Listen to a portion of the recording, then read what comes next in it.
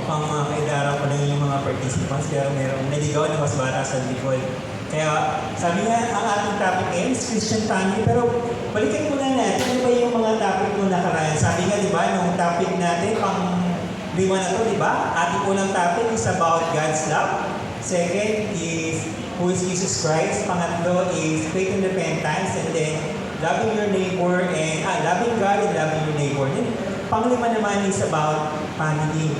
Pero kung titignan niyo pabalik, di ba? Ang laging binabanggit is tungkol sa pag-ibig. Sabi nga, hindi naman tayo matututong umibig kung hindi tayo nakakita ng ano ba talaga ibig sabihin ng pag-ibig. Pero bago pa ipakilala yung sarili ko, siyempre kumusta niyo muna natin yung mga participants. Alam ko, malayo yung pinagalingan nyo. Sino dito yung tatlo anak?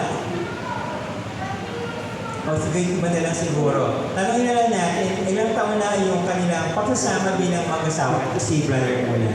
Ilan na po yung taon kayong magkasama ni Sis? Lady first.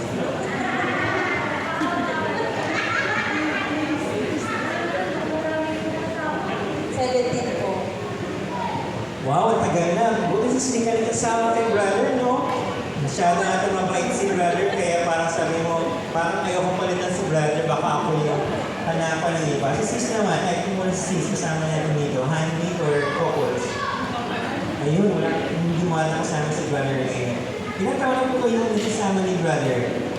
10 years po. Yung bata pa. Wala tayo naman sa ating di ba? Sila brother, dapat si brother sumagot nito kasi sabi nga sa kanina, baka hindi lang isa yung nakasama ni brother.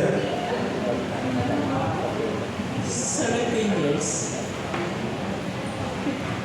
Tagal na rin, parang ito pa sa inyo, parang kami mga ano pa lang, elementary pa lang, business na nagsasama din sa aming mga kabiyak. Ito, siguro mas matagal pa siguro sila. 21 pa. Sabi na nga, talagang malatag. Sabi niya, si brother, kung hindi mo, baka sinilas ng tagal, di ba? Pero siguro it's mas bata. Kahit mas bata, pero mas matagal na pala. Pero at least, nandito pa sila, di ba? Sabi niya, sa tagal na pag mukhang mas bata, mas madaling uligsi, di ba? Kasi at naman si brother, young na yan, fresh to fresh. Pero sis naman, di ba? Maganda naman si Sis, siguro sabi, bakit kapalit ang mas maganda ng asawa, di ba? Bro, ito. Ito pa, syempre, si brother Tico, ito yung champion. 38. 38, ibig sabihin, nagpas na kayo sa silver.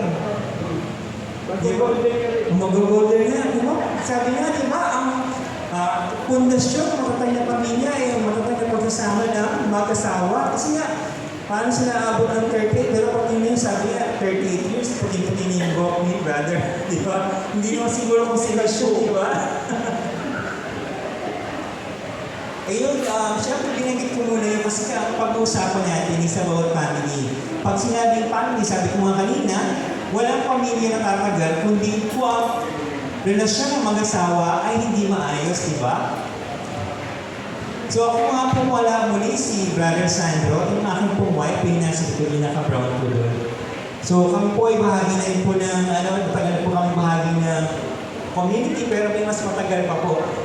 Pero hindi po sa pagsasama nga po, sabi nga, kung may pagsasama, dapat meron din guidance, di ba? Kasi kahit anong total ng pagsasama at pag-unawa ng mag-asawa, darating yung point in time na masisira yung pag-unawa ng isa't isa. Kasi hindi naman tayo lahat, di ba? Mahaba yung pasensya. Sabi nga, alam mo, di ba naalala niyo yung pelikula ni Angelica? Sabi nga, mahaba yung aking bulsa, pero yung aking pasensya ay maikli na, di ba? Parang ganon. Matandaan niyo, exact na words, di ba? So, ito po yung aking family. So, katulad din po ng iba, naglilingkod din po ako bilang isang life of minister sa aming pong parokya, yung aking pong tatlong anak, ito po yung aking bunso, ito po yung aking pong dalawa pong anak na panganay, at yung pangalawa po.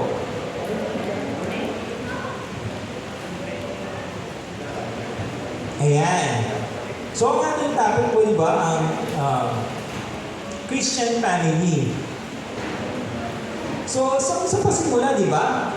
Nilikha po, di ba? Siguro alam niyo naman po, di ba yung kwento lagi, Adam and Eve.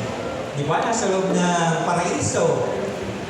So, nilikha po ng Diyos, di ba? Kung niyo pong nais, in the beginning, God intended family to be beautiful. Ano ba ibig sabihin family to be beautiful? Sabi nga po, the family is a divine creation. Siyempre, ang likha po ay banal, di ba? Para saan?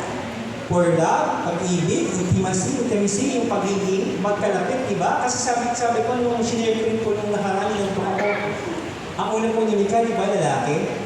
Pero binigyan ng Diyos yung karapatan yung lalaki na pumili. Kasi di ba, una pong kasama ng lalaki, puro hayop, di ba? Hindi naman po sinabi ng Diyos na magkaanak kayo nung baka, nung unggoy. Di ba? Hinayaan po ng Diyos na yung lalaki po mismo yung pumili ng kanyang kapartner, di ba? Kaya, ang ginawa, diba, sabi niya, nilikha ng Diyos ang mga hayop, tapos nilikha niya yung lalaki, tapos hintay na po yung mismo yung lalaki na humingi ng kanyang kapartner. Hindi naman po ginusto ng lalaki na nakita niya po siguro, paano ako magkakaanak sa unggoy? Paano ako magkakaanak sa baka, di ba? Pag inisip niyo, di ba?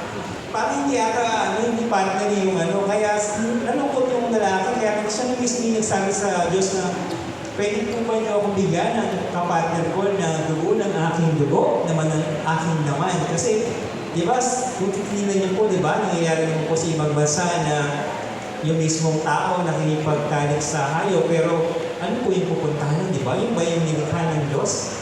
Di ba? Kaya ang nilikha ng Diyos ay tao.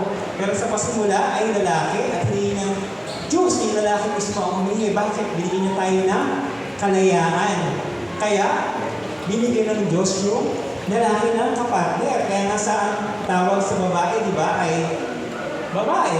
At ang tawag sa lalaki, kasi nga yung sabihin ng babae, nanggaling sa lalaki. Kasi nga, di ba, yung tadyang po ng lalaki, kinuhanan, di ba? Pero, sabihin ng iba, parang kwento lang naman yan, pero pag tininin niyo po sa medicine, meron po talagang nawawalang parte sa lalaki, sa tadyang po ng lalaki. Kaya pag sinabi mo, oo nga, no, parang totoo talaga yun nandun sa Biblia na meron tayong parte na nawawala.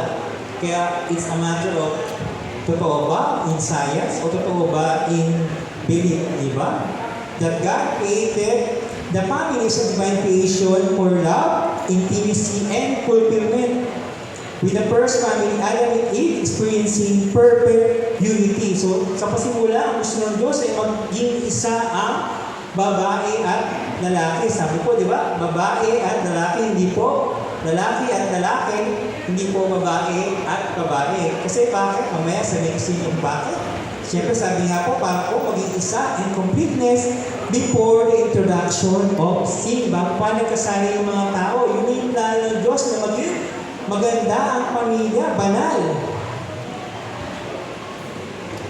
Pero ano po yung totoo sa kasalukuyan? Kung ang gusto ng Diyos ay maging banal ang kanyang pamilyang nilikha, sa kasalukuyan, ano po ba yung nangyayari? Sabi nga po, sa mga report na nangyayari na sa ating society, ito po yung pangkaraniwan, abortions, mostly po sabi po sa ating bansa. Siyempre, sa inyo po, sabihin po natin sa ibang bansa, illegal na po yung abortion. Pero how about our country? Sabi niya, sa ating bansa, 1.26 million abortion, 14 million solo parents. Ito po yung realidad ng ating buhay ngayon, di ba? Wala naman magsasabi na ilang abortion pa meron. Kasi nga, yun nandyan is yung reported lang. Pero hindi pa yan yung factual na, totoo kasi siyempre meron ba namang magsasabi na nagpalaglag sila, hindi nga yung legal sa atin, di ba? So yun yung katotohanan ng ating society ngayon. Bakit? Kasi nga, kung pumasok yung kasalanan, doon na po tayo, kanya-kanya tayong sariling pag-iisip. So hindi natin masasabi na maganda ang pamilya kung ang ating environment ay nandito. Pero sasabihin natin, sabi ko nga kanina, nandito tayo sa isang Christian community, di ba? Pero pag tinignan mo, parang masaya tayo dahil siniisip natin tayo, nakakasunod tayo. Pero how about the people around us? Diba? Sabi nga, maganda yung buhay ng pamilya mo, pero paglabas mo, anong meron? Drug addict, rapist, magnanakaw, politiko, politiko na corrupt, politiko na magaling, na maraming mistress, diba? So hindi pwedeng italikuran yung maayos ang ating buhay. Diba? Hindi naman tayo pwede mag-solo na tayo lang yung maayos. Ito yung realidad ng buhay. Kaya nga tinuturo sa atin, ano ba yung pagkakaroon ng isang Kristiyanong pamilya? Ano pa? Realidad na isinusulong, di ba, ng mga ibang LGBT. Sabi nga, ayan, sinusulong nila yung marriage equality. Pero dapat hindi marriage. Ang tamang word dapat na gamitin nila is companionship. Kasi basta mo kasi marriage, dinipay na yun, di ba? Dati pa na lalaki at babae. Pero hindi mo naman pwedeng sabihin ng marriage for same-sex. Kasi lalaki at babae dapat. Pero pag babae, companionship dapat. Kaya nga, siguro kung ginamit siguro nila yung word na companionship imbis ng marriage, baka nakalusot pa sila. Kasi nga parang pag pinakinggan mo kaagad, marriage, di ba? Na gusto nila magkaroon ng wedding as marriage couple, parang natapating ka agad yung tenga ng mga tao na nakakarinig. Siguro sa loob ng isang Kristiyanong bansa o namuhay na meron tayong katulad natin, nasa Catholic nations tayo. Pero kung sinabi nila, companionship, baka makalusot siguro, di ba? Parang companionship, okay, parang kaibigan, kasama, na matalik, pero hindi marriage. Kaya siguro hanggang ngayon, hindi pa makalusot yung ano nila na sabi nga niya, rally for marriage, equality. Equality, di ba? Tingin niyo ba, kayo, magkasama kayo sa isang lugar, sabihin nung magkadikit kayo, lalaki, babae, tapos kayo na sige, babae at lalaki, tapos sabihin, kinakasal kayo na sabay-sabay, parang di ba nakakailang, di ba? Kasi alam naman natin, dahil nagsimula tayo na marriage is about man and woman. Pero sa kanila, pag sinabi nilang marriage, yun yung kanilang choice, di ba? Kaya parang kung tayo, kasi naiilang tayo nakasama sila, naiilang din sila kasama tayo, di ba? Kasi yun yung kanilang prerogative. Ano pa? Ayan, alam niyo po ba yung sojis? Tingnan ko po yung ano yung sojis, ang haba. Sabi, ibig sabihin yung sojis is sex orientation, SO. Yung GI, tsaka ibig sabihin yung gender identity, gender expression. Ano yung gender expression?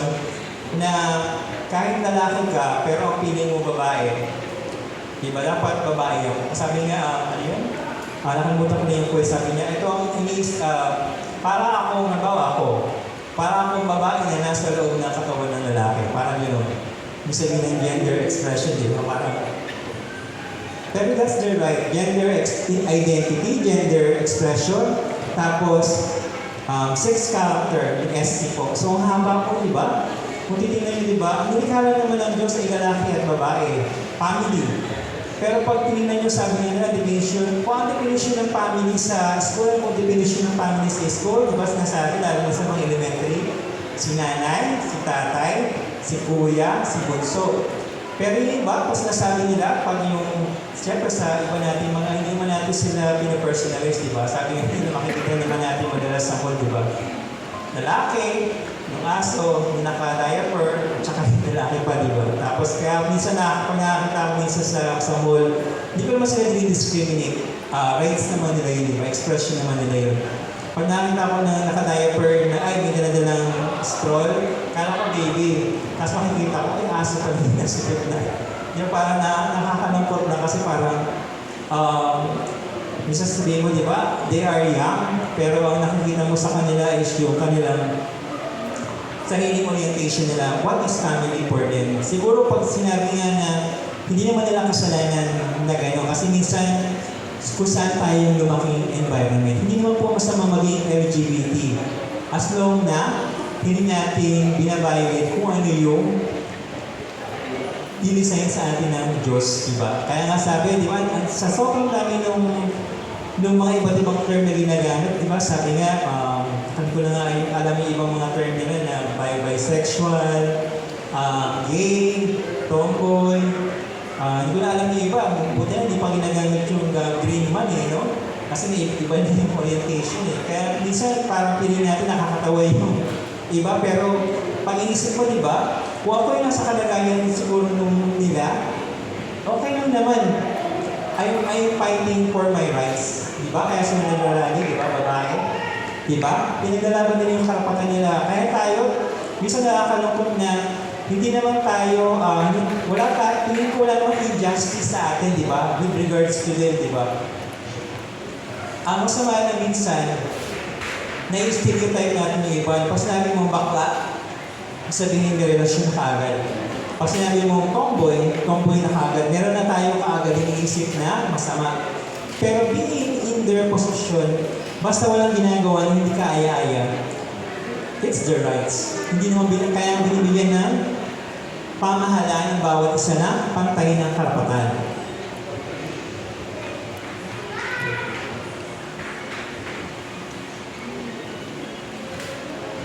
Ayan. Sabi nga kanina, God intended for family to be divine. Sabi dito sa, magsimula muna ako dito sa verse na to. Joshua 24:15. As for me and my house, we will serve the Lord. To have a Christian family, it's a choice. Kasi nga, kung ito yung nangyayari sa ating environment, meaning it becomes part of our norms. Ibig sabihin, pag nakasanayan mo na, kung mayroong naglilibin na iba, nakikita mo sa araw-araw, it becomes normal, di ba? Sabihin, it's okay na it's part of being a family. Kasi ito yung ginagawa ng yung nakararami, di ba? Pero being a Christian family, it's a choice. Sabi nga ni John, sabi yung verse, as for me and my family, we will serve the Lord. Kailangan na choice and deliberate choice nino. Nung mismo pamilya, nung mismo magulang, kung ang nanay at tatay ay hindi siya mananatili sa isang bahay para maging maayos yung kanyang pamilya, sino ang gagawa ng paraan, ibang anak? Di ba minsan lumalaki tayo because of the model of our family? Di ba? Sabi din, ulit, ano pa? Ang nakikita natin yung sa verse niyan, sabi, leadership, household leadership. Especially sa tatay. Kung wala matatag na hanigin, kaya ng tamang-tama yung ginagamit na word sa family, ang tatay ay hanigin ng tahanan, ang nanay ay ilaw ng tahanan. Pero kung hindi matatag ang haligi, di ba, bubuwal yung tahanan. So, kailangan merong mag-lead, hindi pwede yung nanay lang. Kasi yung nanay, we go to our mother as mas madalas, di ba, as to comfort us. Lagi mas madalas, mas madaling lumapit sa nanay pagka meron kang, especially sa mga babae, kapag may gusto kang i-share, di ba? Parang minsan mas mahirap pa kung sa tatay mo ikaw magsasabi. yung anak sa tatay, di ba? Kasi pag sa'yo ng tatay, lagi mong tingin sa kanya dapat pag tatay matatag, matapang, mas superior. Ganun yung dating dapat ng isang tatay. Yun yung parang idea natin, especially sa mga Pilipino, di ba? Pero pag sinabi yung nanay, sila yung much more who comforts their children, di ba? Kaya nga, mas madali mag-open up, especially para sa mga nanay, because sila yung lagi natin nakakasama sa bahay. Ang tatay, mas madalas natin silang tinitingnan as provider, di ba? Mas madalas din natin silang tinitingnan as dapat sana sila yung tiga-discipline. Pero ngayon, pag tinignan mo, di ba? Mostly dahil wala na yung tatay sa loob ng tahanan, ang tiga-discipline na mostly is yung nanay. Kaya minsan, masabi na mas matapang pa yung nanay kaysa dun sa tatay. Kasi di ba pag minsan pag-uwi mo sa bahay, si tatay ang gagawin na naman, upo, pahinga kasi galing na sa trabaho, di ba? Kaya mas madalas, mas takot yung mga anak sa nanay. Kasi syempre, sila yung nanay yung nag-discipline. Pagdating yung tatay yung gagawin, pag may gusto kang hingin, pupunta ka kay tatay. Pero sabi nga, dapat din tayo nagkakasakit na asthma. Alam niyo yung asthma sa loob ng family? As mama, tatanungin si tatay, lagi sabihin, as mama, kaya asthma. Di ba? Yun yung nagiging norms natin. So, yun nga, sabi nga, bilang isang pamilya, dapat may choice, very intentional choice between the leadership in the family, especially sa tatay, siya dapat namumula sa family, kaya sa picture, pinili ko yung picture niya, tatay dapat yung namumula, meron dapat household leadership, intentional. Hindi magiging maayos ang pamilya kung wala mag-iisip na magiging maayos ang pamilya. Ano pa? Magiging maayos ang pamilya kung consistency natin sinasagawa yung ganitong mga bagay. leadership in the family to praise God.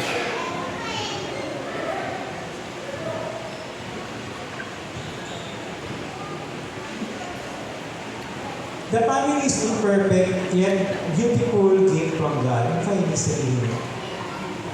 Sabi ni Pope Francis, yung sa kanyang isang sulat, sabi niya, I thank God that many families which are far from considering themselves perfect live in love, fulfill their calling, and keep moving forward even if they fall many times along the way. Dito po, nakikita niyo dito po yung family namin, yung nanay ko yung nasa pinakataas, tapos kami, tatlo siyang generation. Ang sabi ni Pope Francis, sa kanya sinabi, yung ideal family natin is yung minsan, ito yung family pag ito, ideal family. Pero yung katotohanan na ang family dapat, doon, kung maharap tayo sa iba't ibang problema, we keep moving forward and being united as family. Kasi di ba, basta masaya lang, isa na maayos na pamilya, pero hindi naman yun yung katotohanan. Ang katotohanan na ang pamilya ay maraming pinagdaraan ng problema. Sabi nga, iba-iba yung kultura natin, di ba? Minsan, ang kultura natin, mahigpit yung parent, Muslim, yung kanilang pamilya, di ba? Nag-aasawa sila ng marami, ang matibay na pundasyon nila yung tatay, pero yun yung kanilang family. Family na dapat namumula din yung pagkakaisa. Yun yung sabi kanina ni Pope Francis na, yan, though our family is imperfect, we live in love, fulfill their calling, and keep moving forward. Hindi sinabi na kung hindi maganda yung family mo, ihiwalay mo na yung family, but keep moving forward.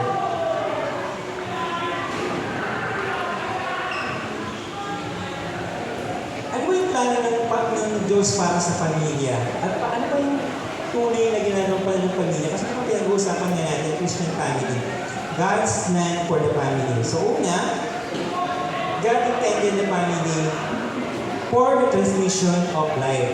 Sabi nga, yung mag-asawa daw becomes the instrument of God to procreate, to produce life.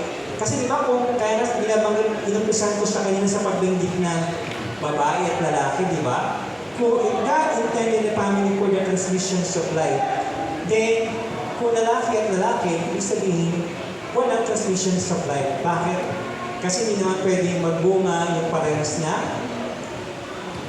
organ, di ba? Kaya sabi, sa science natin, di ba? Yung X tsaka X, di ba? Tsaka Y tsaka Y.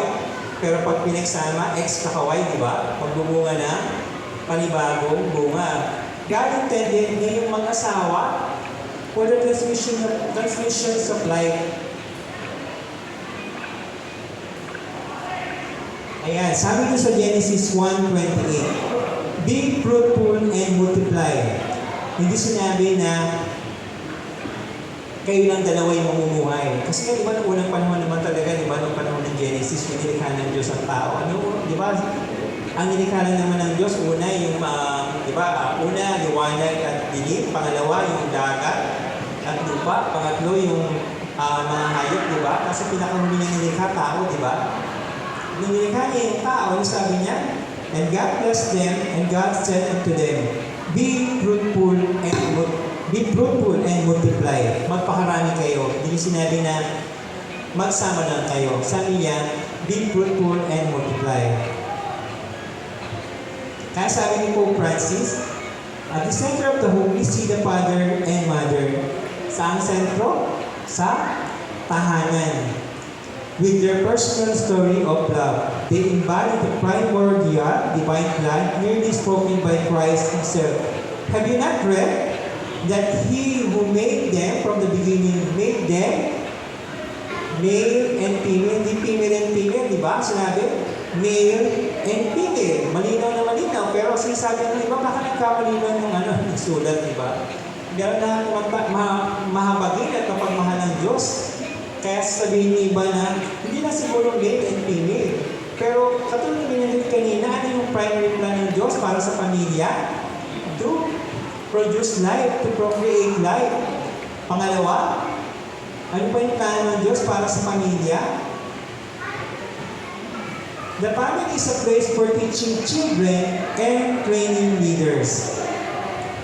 Ayan, sabi dito sa quote na to, your children is a reflection of you. Take pride in every aspect of their lives. They will learn by your example and not your advice. Bakit? Di ba mas madalas, especially siguro sa ating mga magulang, alam natin, di ba? Narinig natin yun sa mga anak natin na pag inutusan, mamaya na lang, saan ba yung lagi na lang ginagamit? Wait. Di ba? So, siguro yun sa mga panahon namin na edad namin siguro, hindi pwede yung wait. Kasi alam mo na yung kasunod ng wait mo, andun na yung tsinelas at saka andun na yung sinturon na yung walis tambong. Kaya nung panahon namin, hindi uso yung wait. Ngayon kasi, uso yung wait kasi hindi pa tapos yung nilalaro doon sa mobile, di ba? Yun yung panahon. Kasi panahon natin, mas nakakaya nang sabihin panahon nila, di ba? Sabi, millennials kasi sila yung panahon na nag-uumpisa pa lang yung technology. Pero sa atin bilang mga magulang na nandiyan na yung technology, gusto na sa atin makarinig ng wait. Di ba? Kasi nga hindi na yung mobile. Kasi minsan nakakalungkot nga, di ba? Na wait yung anak mo sa utos. Natapos na yung bus, sabi mo, mag-sign ka nga, natapos na yung gutom ka na, gusto mo nang kumain, pero naka-wait pa rin sila dun sa di ba? Baka naka-timer yung mobile nila. Pero sabi nga dito, di ba, yung tahanan, doon dapat nagsisimula yung pag-create ng values. Sabi nga meron niya isang kwento ganito. Meron daw isang kinder. Pumasok siya sa school, tapos parang ang topic nila about family. Kaya nung teacher yung bata, anak, anong pangalan mo? Sabi ng bata. Demonito po. Ha? Nagulat yung teacher. Ay, anong pangalan ng nanay mo? Ano po? Bruha. Di na nagulat ulit yung teacher. Saan ka nakatira? Sa impyerno po. Nagtaka yung teacher, bakit? Tapos nagkwento yung bata. Kasi po, pagka umarating, pag nag-aaway po si mama at si tatay, ang sabi po kasi ng tatay, makaalis na nga sa impyernong bahay na ito. At sa sumunod doon, tsaka si bruhang nanay mo, anak ka talaga ng demonyo, gano'n, di ba? Pero it becomes nag-learn siya sa bata, hindi siya masama sa pandinig ng bata. Kasi yung naririnig niya, di ba? Especially kung maliit yung bata, ano ba naman yung pagkakaintindi ng bata sa sinasabi? Kaya nga, di ba, meron tayong quote na ano man yung ginagawa ng matanda ay nagiging tama sa harapan ng bata. Bakit? Wala naman silang alam kung tama o mali yung sinasabi ng pamilya, di ba? Kaya minsan, pag nagmumura yung mga bata, hindi naman nila iniisip na masama yung pagmumura. Especially, pag sinasabi ng tatay na expression lang naman, di ba? Expression lang naman.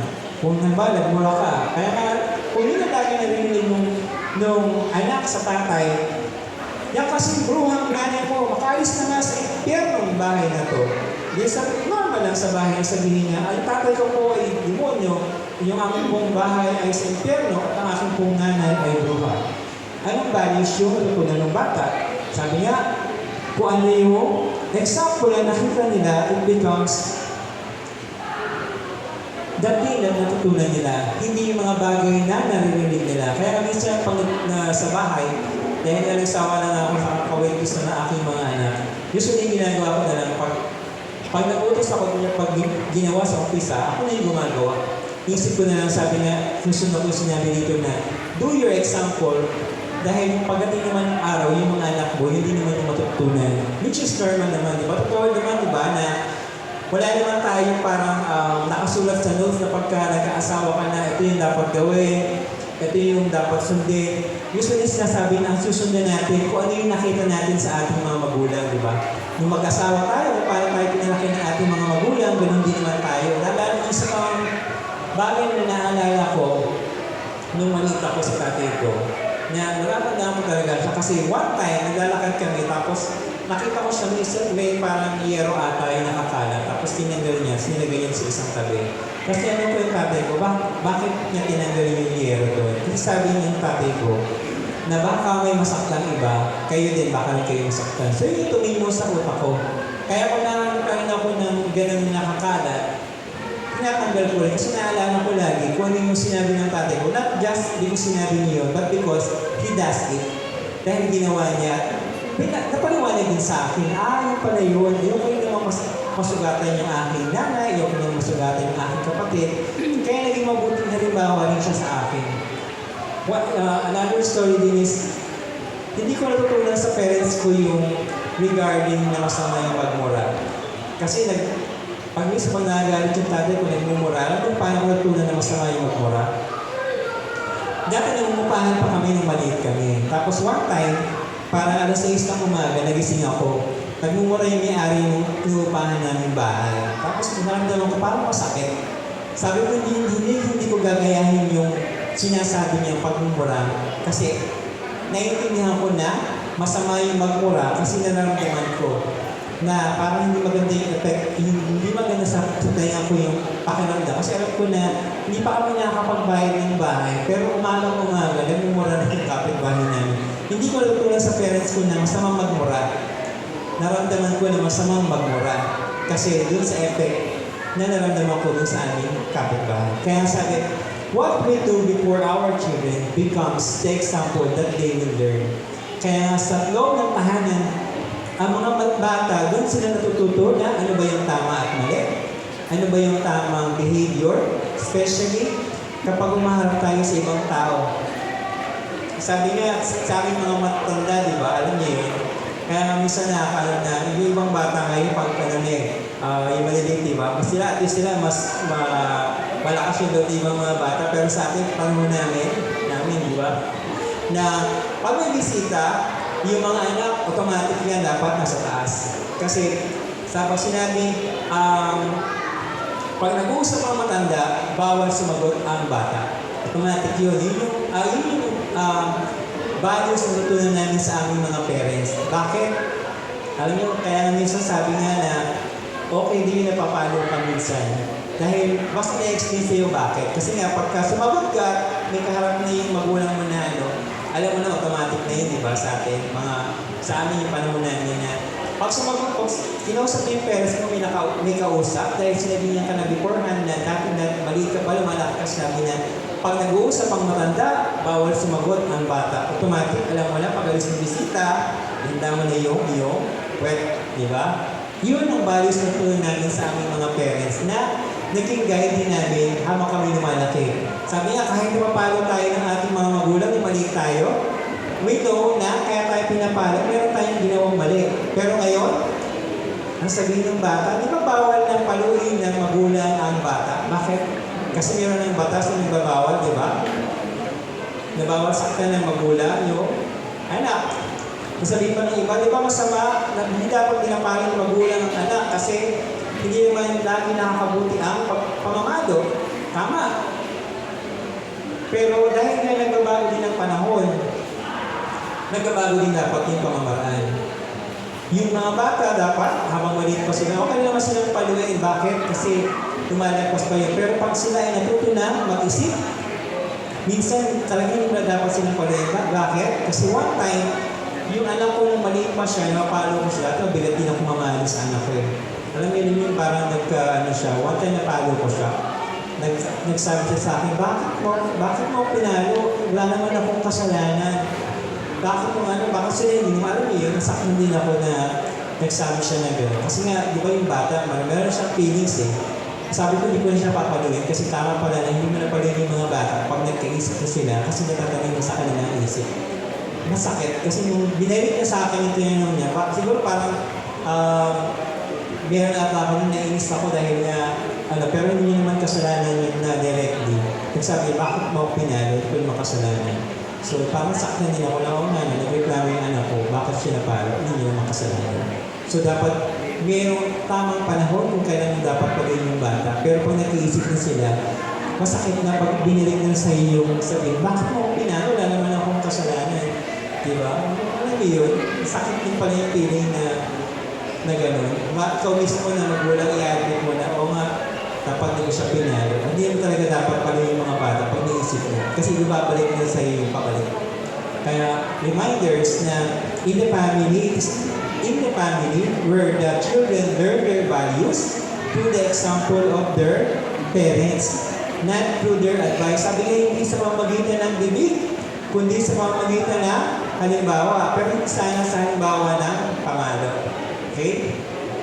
Pangatlo, what is the intention of God with the family? Diba, una is procreate, kung saan yung buhay nagmumula. Pangalawa, training for children and for them to be leaders also. Bakit? Sabi nga, kailangan ng mga bata, ano na nila yung disiplina.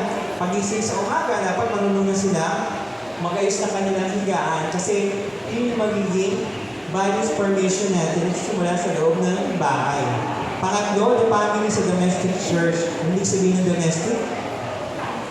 Domestic church refers to the Christian family emphasizing its role as the primary place where faith is learned, lived, and shared. It highlights the family's responsibility in nurturing faith, fostering love, and reflecting God's presence in daily life, mirroring the larger church community. So sa loob daw na tahanan, tututunan ng mga bata, paano ba magsimba at bakit? Sabi nga nung okay lang daw na yung bata na maliliit dalhin sa simbahan kahit minsan maingay, di ba? Minsan nga yung pare namin medyo mahigpit kaya minsan pagka nag-iingay ng mga bata, nakatingin na kaagad kami sa mukha ng pare ko, tataas na yung kiloy niya o ano. Pero sabi, okay lang daw na dalhin yung bata sa loob ng simbahan kasi katulad ng binanggit ko kanina, dahil pag dinadala ng magulang yung bata dun sa it becomes their model. Kaya di ba pag lumaki na tayo, di ba? Bakit ka nagsisimba? Ano yung sasabihin ng bata? Kasi si mama at si papa lagi kami sinasama sa simbahan. Hindi nila sinasabi na because kailangan namin magsimba dahil mag-aano kami kay God. Ano yung pinakaunang point? Dahil sinasama kami ni mama at papa sa simbahan. And lalaki naman sila through their own pagkakaintindi. Always nasabi ng pare. Pero ano yun yung pinakapangunahin na example? Si mama at si papa nadala kami sa simbahan. Kaya kung ano yung nakita ko sa kanila, gagawin ko rin. Sa loob ng tahanan, nag-grocery pa tayo. O ang pagdating pa lang ng tahanan, ang iniingay sa atin is yung pagreklamo ni tatay. Sabi nga, kararating ko lang ng bahay, wala ba akong makain? Alam niyo yun, minsan, nakasanayan ko rin yung kaya kami nung maliit kami. Pag sinabi 5:30, alam mo na, kailangan magsahin ka na. Bakit? Pag dumating si tatay, alam mo na yung susunod na kasunod. Either magsisigaw na si tatay dahil syempre pagod si tatay dahil galing sa labas, di ba? Kailangan niya kasayang na. Pero pag may ginagawa si nanay, kailangan ikaw yung gumawa pag hindi niya magawa. Kung ayaw mo, makarinig na hindi ka aya-aya. Pero dapat sa loob ng family, sabi nga, tutunan ko yung pagiging makadiyos hindi sa aking mga magulang kasi lagi silang wala. Natutunan ko siya sa aking lola. Kasi nung maniliit kami, iniwanan kami ng magulang ko sa lola namin. Kaya maliit pa lang kami, kinder pa lang kami. Alam niyo, halos kabisado na namin yung Tagalog na rosary. Kasi yung example na pinapakita sa amin ng lola namin, alam niyo ba yung mga matanda ng araw? Dumidi pa sila gano'n hanggang sa matapos yung rosary. Ganun katindi yung mga matanda ng araw. So kailangan, sabi nga, pangatlong dahilan na nilikha ng Diyos ang pamilya, dapat maging domestic church siya. Doon kung saan natututo yung mga bata sa pagkilala na sa Panginoon sa loob ng simbahan ng pamilya. Dahil yung sabi nga, ang ating pamilya ang munting simbahan. Hindi sana siya munting impyerno. Katulad ng kwento ko kanina, di ba? Munting impyerno dahil yun yung normal. Sana munting simbahan. Kaya nga, dapat tayo rin mga magulang, di ba? Lalo na kung mga grade 6 na, di ba? Ano yung una natin ginagawa? Di ba? Binyag. Pangalawa, tuturuan sila na magkaroon ng katekising para sa first communion nila, di ba? Pero minsan nakakalimutan natin yung bakit kasi nga hindi natin naranasan. Kaya dapat tayo magsimula kung ano ba yung tunay na pagkilala natin sa pagsisimba natin sa loob ng pamilya. Bakit ka nagsisimba? Dapat matutunan na example sa loob ng tahanan. Kasi kung hindi, masasama tayo sa ibang religions. Ano ba yung sasabihin ng ibang religion? Pag hindi matatag yung religion mo, sabihin, ligtas ka na ba? Kasi yun yung una nilang buka ng bibig na lalaki. Ligtas ka na ba? Sasabihin mo, hindi mo alam kasi wala ka naman alam, di ba? Sabihin, mahal mo ba si God? Siguro. Pero pagka sa loob ng pamilya, natutunan mo na, kaya ka nag-rosary kasi naniniwala ka na yung nakikita mo dun sa Belen.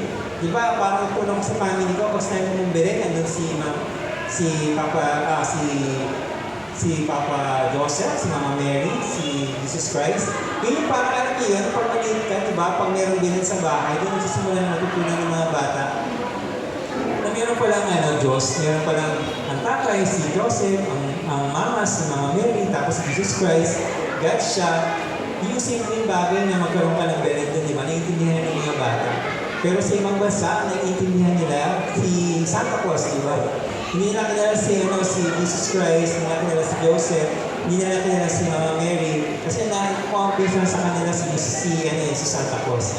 Tapos sa ibang bansa din, di ba? Hindi rin nila kilala yung si Jesus Christ, pampaswerte kasi nakikita nila si Buddha, yung nakikita nila si Buddha, yung pampaswerte, malaki yung siya.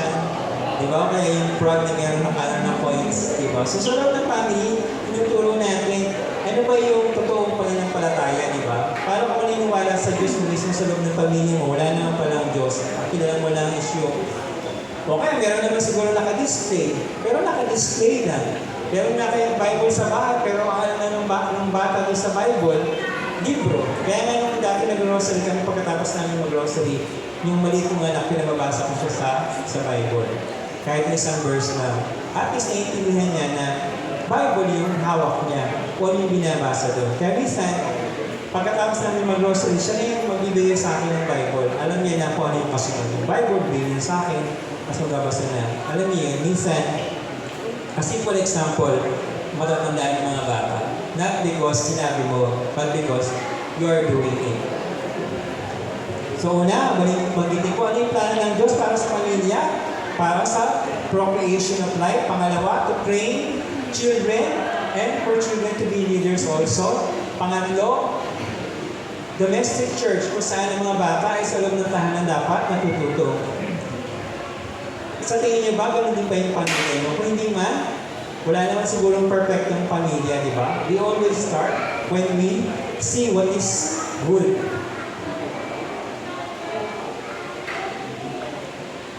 Pero in reality, sabi ko nga kanina, why God's plan is not happening in the family? Una, God has lost His central place in the family. Sa kasalukuyan, di ba, both mother and father is madalas nagtatrabaho, di ba? Pero minsan, kung sino yung mas mataas na sahod, minsan siya yung parang authority sa loob ng bahay. Pero ang plano ng Diyos, yung tatay dapat siya yung pinaka, yung una. Yung nanay dapat, hindi naman siya sinasabing sinusunuran, kundi dapat merong pagrespeto na si tatay. When it comes to decision, dapat si tatay muna, then si nanay. Hindi dapat asma. Diba? Kaya at the same time, dapat pag sinabi na, ano ba yung sinabi doon na, ang tatay dapat should be seen as a father. Kasi minsan, di ba, yung responsibilities niya is napupunta kay nanay. Uso ngayon, di ba, pag si nanay nasa ibang bansa, si tatay siya yung gumaganap ng gawain ng nanay, di ba? Hindi na kasi yung uso ngayon eh. Pero at the same time, dapat maging tama sa pag-unawa ng bata na yung ginagawa ng tatay, though siya ang nagiging nanay, makita niya na I'm doing it for the family, not because ito yung dapat. Kaya nasabi, parang dahil mas mataas ang sahod ni nanay kaysa kay tatay, ang tingin ng mga bata, ay si tatay parang under desire. Kaya minsan hindi magandang pandinig sa iba yung word na under desire. Diba? Because the father should be the one responsible to provide for the family. And at the same time, sabi nga, dapat yung tatay din, siya din dapat yung protector, di ba?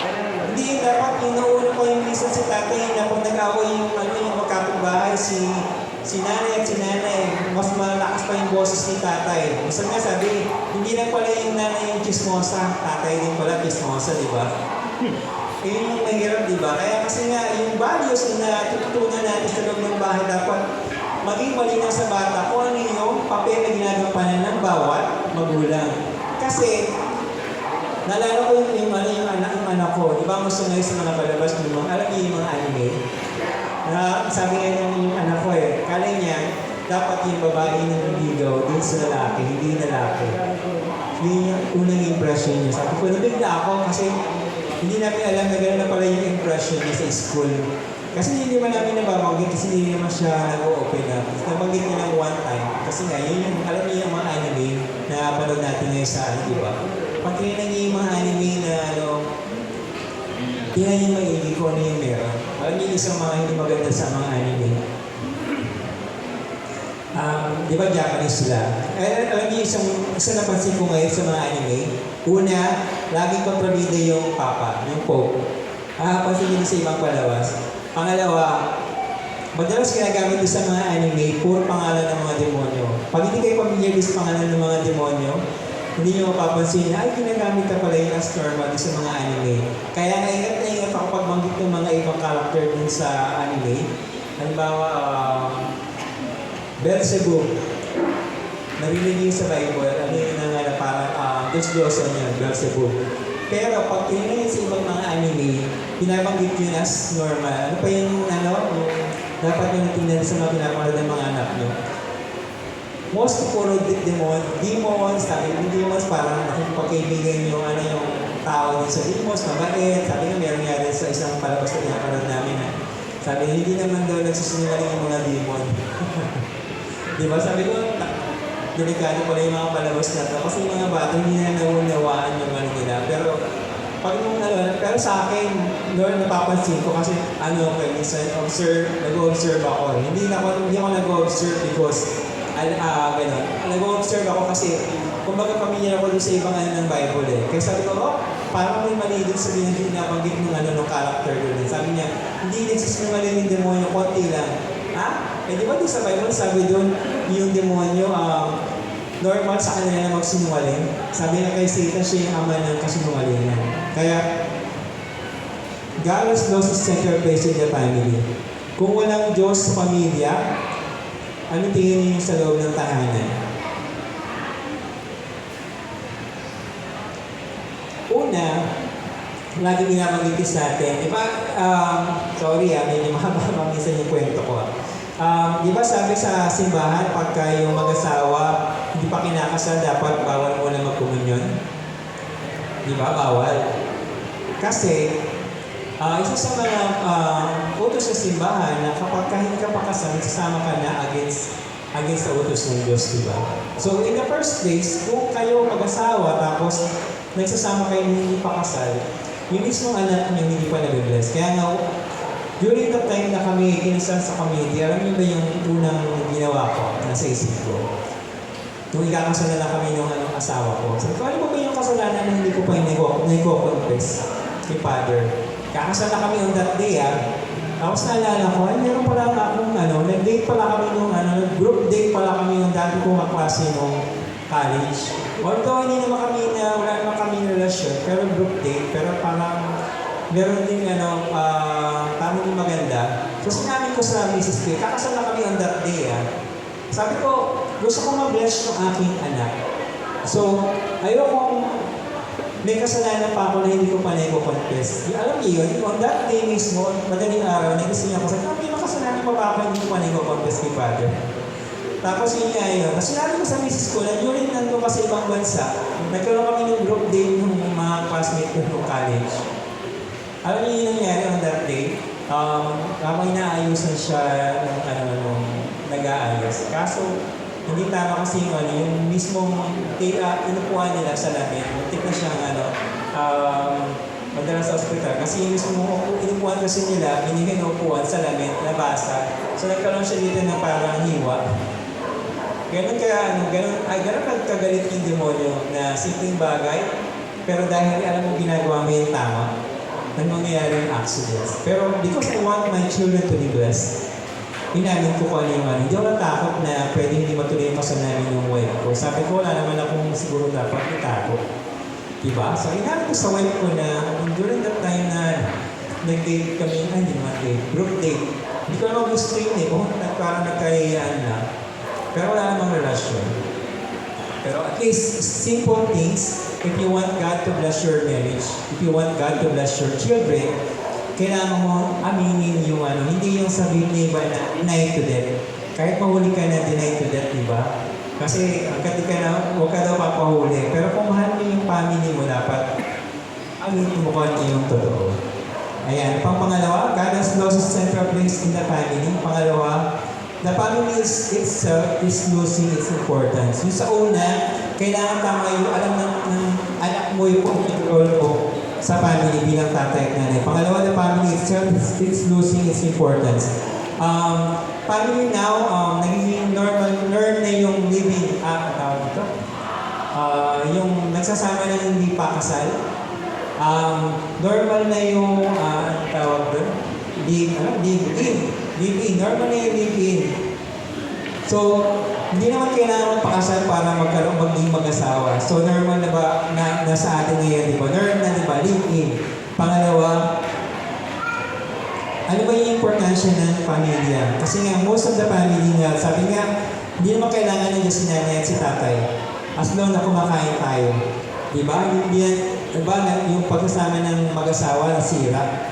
Hindi naman natin kailangan yung tatay mo para mabuhay.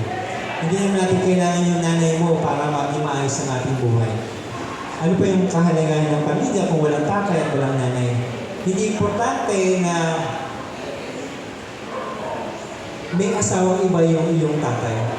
As long na binibigyan niya tayo na, natawag doon, alimony, natawag sa Tagalog, sustento.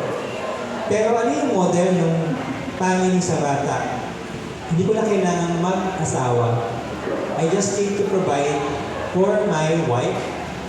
Basta hindi niya ako mahuhuli. It becomes a good example. It becomes a bad example that becomes good example na hindi naman kailangan ng isang pamilya na maging buo. Importante lang is as long as you provide, as long as you're present, sabi nga, di ba, may kabit. Pero sabi ng asawa, basta uuwi ka sa bahay, okay na tayo. Pero, yung kinikita niya, nabibigyan niya yung kabit, pinaprovide niya yung pamilya. Pero, it's not a good example. Hindi kailangan ng family para maging buo. As long as the father can provide. Pero ano magiging mabuting example ng sa anak?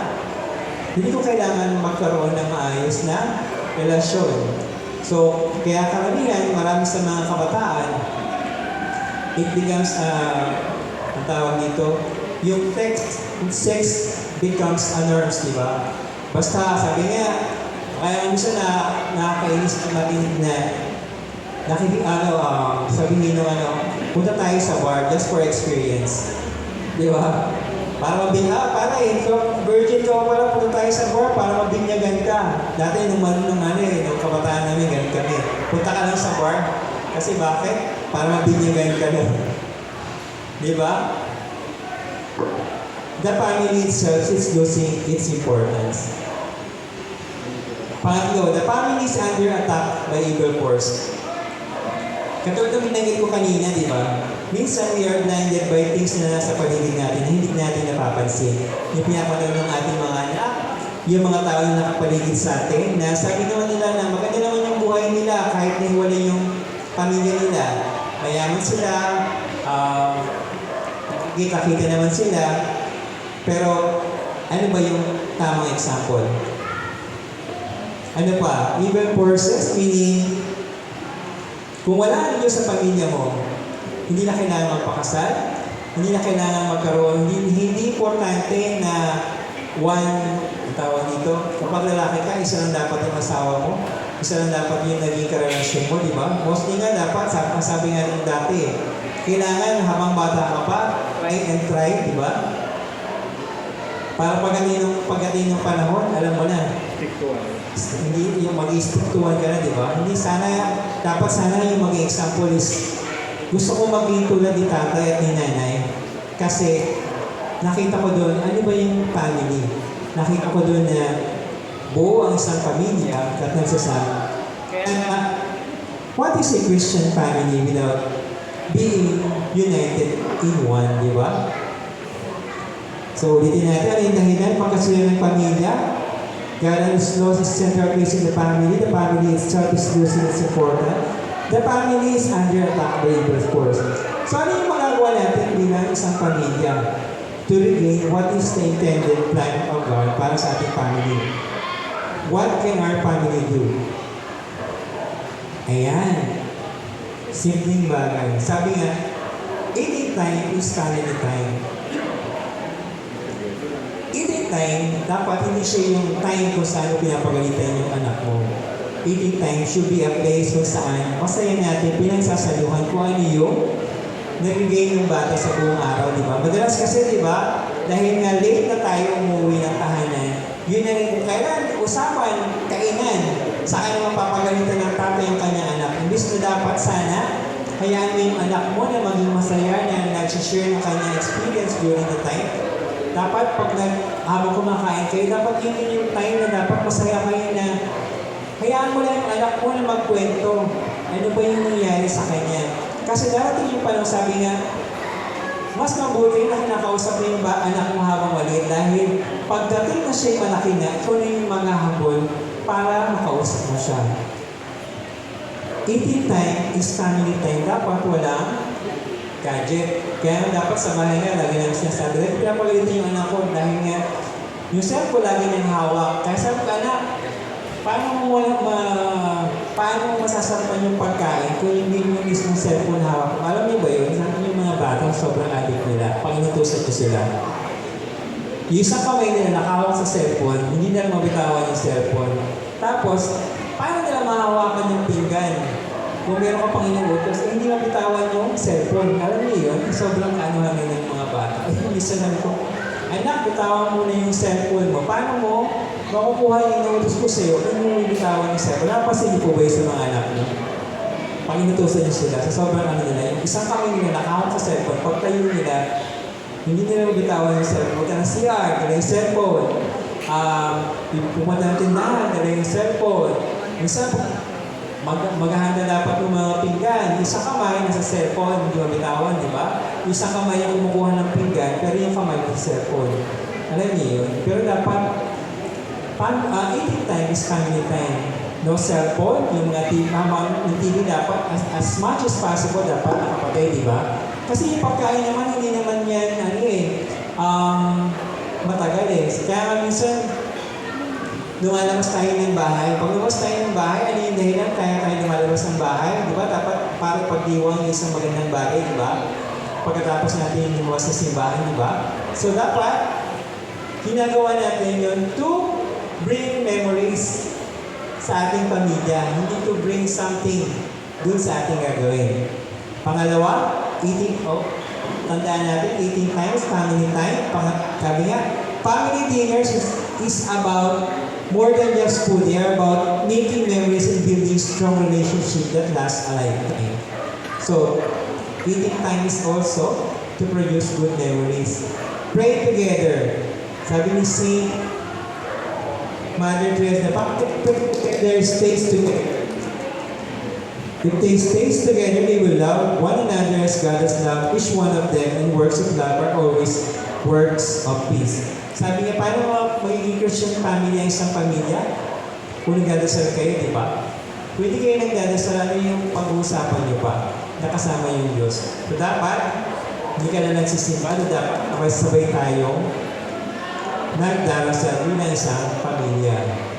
Pangatlo, love one another. Sabi niya sa quote na to, home is where you are loved the most and act the worst. Alam niyo ang ibig sabihin is act the worst.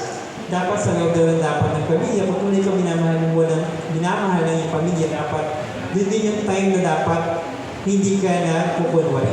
Alam niyo yun, minsan sabi nga nila, yung mga bata pag nasa labas, nagbubuli. Pero sabihin, hindi, ang alam ng magulang, ay mabait yung anak ko eh. Pero bakit sila nagbubuli? Bakit? Kaya sa loob ng bahay, hindi sila maging totoo dahil pag ginagawa nila yung ganito, at yung sa kanila ng magulang nila, parang kung sira, pag ginagawa mo yung pakiramdam nila, sabihin sa'yo ng parents mo, parang kang sira. Diba yan, gagawin ng bata, mapupunwari nila siya. Kaya pagdating sa school, bully na pala yung bata. Nasabihin ng magulang, ay, hindi ko yan anak, hindi ako gagawa ng anak ko. Kaya dapat, yung kanyang family, doon mo nararamdaman na minamahal ka. At the same time, hindi ka nagkukunwari sa loob ng iyong pamilya. Konti na lang, kasi I want to share yung aking anak, yung kanyang share.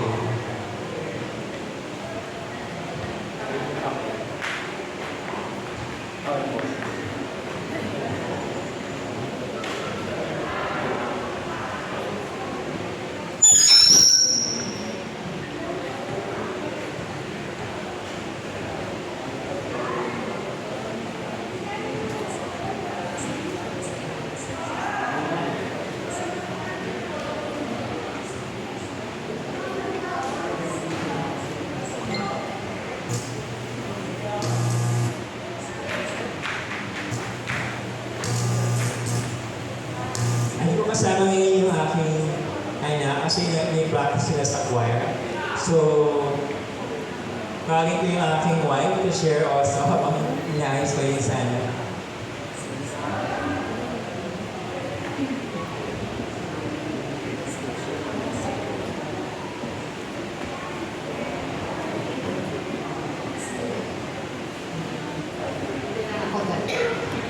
Magandang gabi po sa ating lahat. Ang akin lang po siguro, ano ba yung papel natin bilang mga asawa ng isang Kristiyanong pamilya? So, konti lang to dahil inubos na ni Bro Sandro yung oras. So, para sa akin po bilang asawa, lagi po tayo, submit to your husbands po. So, submit, ibig sabihin, nasunod tayo sa ating mga husband. Pero hindi ibig sabihin na pwede tayong abusuhin. Siyempre, dapat kasama doon yung respeto at pagmamahal ng ating mga asawa. Magsasubmit tayo, pero dapat din po, kumbaga, two-way yung dapat. Meron din yung love and respect. And then, pangalawa, bilang mga asawa, support po tayo sa ating mga husband. Support tayo kung may mga pagkukulang po sila, tayo yung pupuno. And then kung may mali silang nagawa, tayo ang magsasabi. In a nice way naman po. So, ganoon po. Tapos, syempre, hindi lang tayo support. Partner din naman tayo pagdating po sa prayers. So, dapat partner tayo ng ating mga husband sa paghuhubog ng ating pamilya. Hindi yung husband lang ang magdidisiplina. Siyempre kasama po tayo mga asawa. So, bilang isang pamilya, dapat yung ating mga anak, nakakay po natin sila sa paglilingkod. Dapat nakakay din po natin sila sa community. Pero hindi rin po natin sila pwedeng pilitin. Kasi may mga bata yung pumayon na hindi mo pwedeng, ano ba yung tawag doon? Basta hindi mo sila pwedeng pilitin. Pwede mo silang i-encourage, pero hindi ka pwedeng mag-impose. So, siguro, yun, example, siguro dapat makita nila din po sa atin yung paglilingkod. So, yun lamang po, mukhang problemado yung sharing ng aming anak. Ay, yung aming anak kasi dapat isasama namin sila. Kaso may practice po sila sa choir, sa simbahan, kasi bukas Sunday. So, nagsiserve po siya. So, nag-record. Pero mukhang hindi rin po maririnig. So, yun lang po, ang aming mga anak. So, ayun po. Maraming salamat po. Yun naman po. Good evening. My name is Christine Diaba and I've been serving in community for almost 20 years. Growing up, I was seeing my friends grow in this community and they were so passionate and serving to the community and the church. And when I was growing up, I was curious about what they were doing and what it meant to serve. And when they learned about that, they encouraged me to enter YFC, just like they did in CFC. And when I entered, I learned a lot, especially in serving, loving, and worshiping God. And once I learned about it, I entered and I followed their footsteps in their service.